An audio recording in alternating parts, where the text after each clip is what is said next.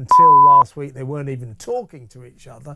Harry needs the Bank of Dad to reopen. He needs money. That was the reason for tea for two with his father last week. Yeah. These comments deliver the major blow. Harry is a disgrace. He came to blackmail the family. The creep wanted free security back so he could feel important again. And it's not just palace insiders whispering anymore. The public has spoken, and the backlash is savage. Harry flew across the Atlantic for what was billed as a peace talk with King Charles. Instead, he walked into Clarence House with a shopping list of demands: money, titles, security, even help with his legal bills. But what he walked out with? Nothing. No deal. No photo op. Not even the appearance of warmth. Just silence. And a public that's now calling him everything from a traitor to a blackmailer. And here's the kicker. People aren't just mocking his words. They're mocking his face. One wicked comment summed it up, and I quote, "Anyone else notice that his features are starting to match his ugly personality?" Whoa, these comments are absolutely hilarious. This isn't reconciliation, this is rejection, and the world is piling on. There's so much to unpack. The demands, Charles's refusal, the memes, the fury, and what it all means for Harry and Meghan's crumbling brand. So let's dive right into it, because the longer the palace stays silent, the louder the public roars. So, what exactly did Harry put on the table at Clarence House? Insiders say it wasn't reconciliation, it was a list, and not a small one. First came money. Despite million-dollar deals with Netflix and past projects like Spotify, Harry allegedly pressed for financial support from his father. Viewers called it shameless. Bank of Dad isn't open for business. Harry is really deep in trouble at the moment, even financially. I mean, we know that Meghan's Jam failed to sell out. Her season 2 of her cooking show was an absolute disaster. Then came security. Ever since stepping back from royal duties, Harry has allegedly fought to regain taxpayer-funded protection. This time, he asked Charles to personally guarantee it, not just for himself, but for Meghan and the children. One commenter nailed the mood. He only wants it so he can feel important again. Third on the list, titles for Archie and Lilibet. Harry reportedly insisted his children deserve royal recognition equal to their cousins. But online, the pushback was brutal. Critics said it looked like clout chasing dressed as principal. And finally, whispers of legal help.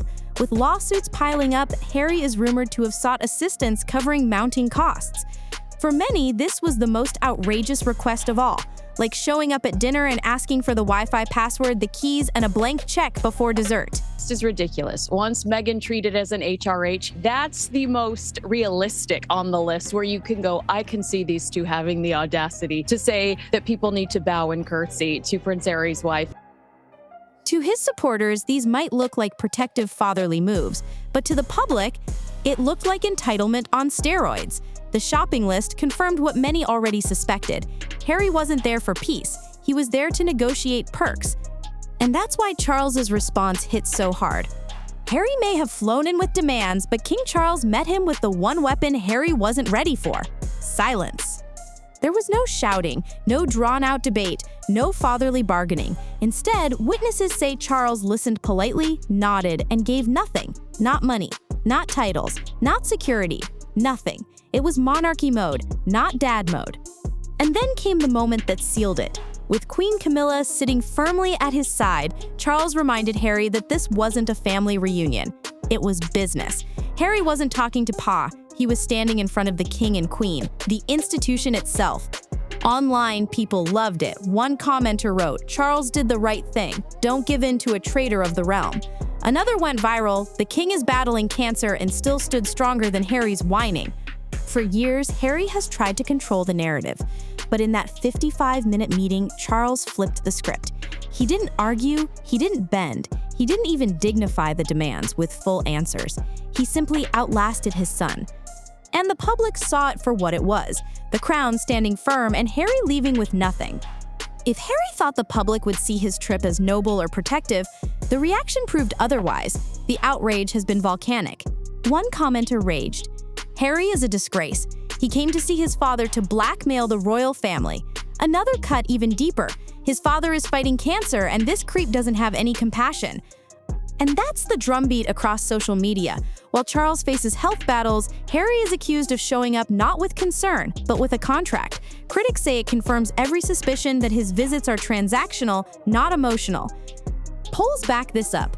Surveys show more and more Brits want Harry and Meghan stripped of titles. Support for the Sussexes in the UK has sunk to historic lows, with older generations especially furious.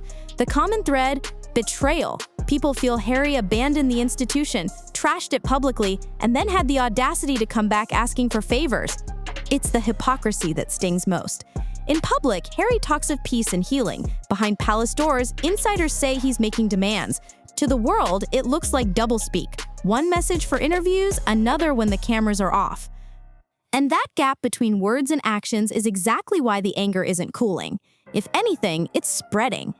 Of all Harry's demands, none sparked more fury than the plea for taxpayer-funded security. For many, this wasn't just an ask, it was an insult. When Harry and Meghan stepped back, they walked away from the privileges that came with royal duty, and protection was one of them. To demand it now, critics argue, is like quitting your job but still insisting on employee benefits. One commenter nailed the mood.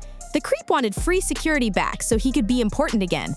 That line hit home because it captured what people suspect, that Harry isn't chasing safety, he's chasing status. Security isn't just about protection, it's about prestige. It says, I'm still royal, I still matter. But the public doesn't want to pay for it. In an era of economic pressure, footing the bill for a prince who lives in California feels outrageous. Polls consistently show little appetite for restoring that privilege. And that's why this demand in particular backfired so hard. Instead of sympathy, Harry was accused of entitlement. Instead of looking protective as a father, he looked opportunistic as a brand builder. Security was meant to make him look responsible. Instead, it made him look irrelevant. When the meeting wrapped, Harry didn't linger. No warm father-son handshake for the cameras, no staged smiles outside Clarence House. Just a quick stride to the car, jaw tight, eyes dark. And that's what people latched onto. The exit said more than any statement could. Charles stayed inside, calm, unbothered. Harry left looking like a man who had gambled and lost. Social media wasted no time. Memes compared his 55-minute visit to a dentist appointment. At least the dentist gives you a free toothbrush. Others mocked. Harry came for reconciliation but left with crumbs. The contrast was brutal. One looked like a sovereign, steady and composed. The other looked like an exile whose demands had just been tossed aside. In the monarchy, optics are everything, and this time the cameras didn't capture reconciliation, they captured rejection. The image of Harry's stormy face leaving Clarence House may end up being the lasting symbol of this entire saga. The photos from Harry's exit told one story. The public's reaction to his face told another. One commenter cut to the bone. Anyone else notice that his features are starting to match his ugly personality? His face gives away who he is inside. Brutal, yes, but it captures how far public opinion has shifted. People aren't just criticizing what Harry says or does, they're reading his very expressions as proof of his downfall. Look at the body language. Tight jaw, pinched lips, shoulders hunched as he strode out of Clarence House. To critics, it wasn't just frustration, it was exposure. The mask of calm had slipped, revealing the bitterness beneath. And this is where optics become lethal. In gossip, appearance matters as much as action. When people believe your face reflects your character, every photo becomes evidence. Every frown, every glare reinforces the narrative of a man consumed by resentment. Charles, by contrast, stayed unseen. The king didn't need to project composure because the absence of photos worked in his favor. Silence and invisibility became strength. Harry's face became weakness.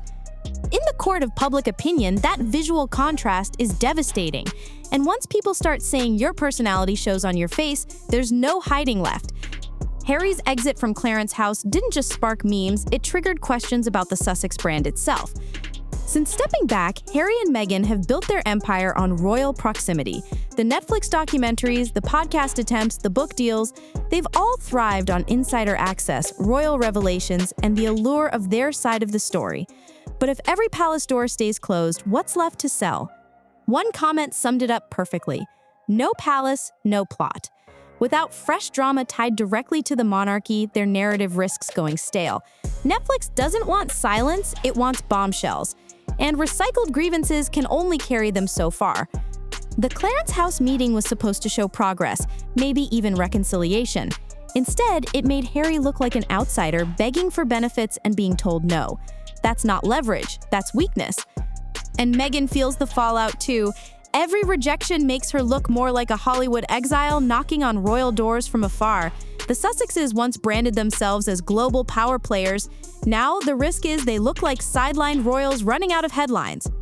For a couple who built their brand on noise, silence from the crown may be the loudest rejection of all. For King Charles, that 55-minute meeting wasn't just about his son's demands, it was about showing the world how the crown survives storms. The monarchy has one enduring strategy: patience. It doesn't need to fight in public. It doesn't need to argue its case. It simply waits, while those who challenge it exhaust themselves. That's exactly what happened at Clarence House. Harry came in fast, armed with a wish list. Charles barely moved. He didn't shout. He didn't justify. He didn't cave. By doing almost nothing, he won everything. Commentators compared it to chess. Harry played aggressively, pushing piece after piece onto the board. Money, titles, security, legal help. Charles responded with one steady move: silence. And in that silence, the game was over. The lesson was clear. The crown doesn't bend for pressure. It doesn't panic under headlines. It plays the long game, and in the long game, the crown always outlasts. Years from now, nobody will remember the biscuits on the table at Clarence House. They won't recall the polite smiles or the brief small talk. What they'll remember is the image: Prince Harry walking out empty-handed while King Charles remained unshaken inside. For Charles, that moment becomes part of his legacy. The monarch who chose duty over drama even when it came to his own son. He didn't need to raise his voice. He didn't need to bend. He simply embodied the crown's quiet endurance. For Harry, the legacy is harsher. The prince who once had the world's sympathy now looks like a man begging for concessions he walked away from. Critics already call it the defining symbol of his downfall, the son who returned with demands and left with nothing. One viral comment captured it best: "History won't remember the 55 minutes, only the empty exit." That line has already stuck, and it may haunt Harry's story for decades. Because in the end, this wasn't just a failed meeting. It was history catching him in the act, exposed, rejected, and outplayed. Prince Harry walked into Clarence House carrying a list: money, security, titles, even legal help. He walked out with nothing but silence, no photo ops, no progress, no warmth. Just a father who stood firm as king and a son who left empty-handed. The public isn't pulling punches either. They've branded Harry a blackmailer, a traitor, a man more concerned with perks than compassion for a father battling illness. Even his face became a meme. Commenters saying his ugly personality is finally showing through. Brutal words, but words that reveal just how far his image has fallen. Meanwhile, Charles looked calm, steady, and immovable. And in that silence, the monarchy once again proved it doesn't need to fight. It just waits, and it wins. So what happens now? If this was Harry's last chance with his father, what happens when William becomes king? Will the door slam shut forever? One thing's certain, this wasn't a reunion, it was a rejection. And history will remember it as the day the crown didn't flinch. This is Hollywood Daily Reports. Subscribe, stay tuned, and buckle up, because the fallout from Clarence House has only just begun.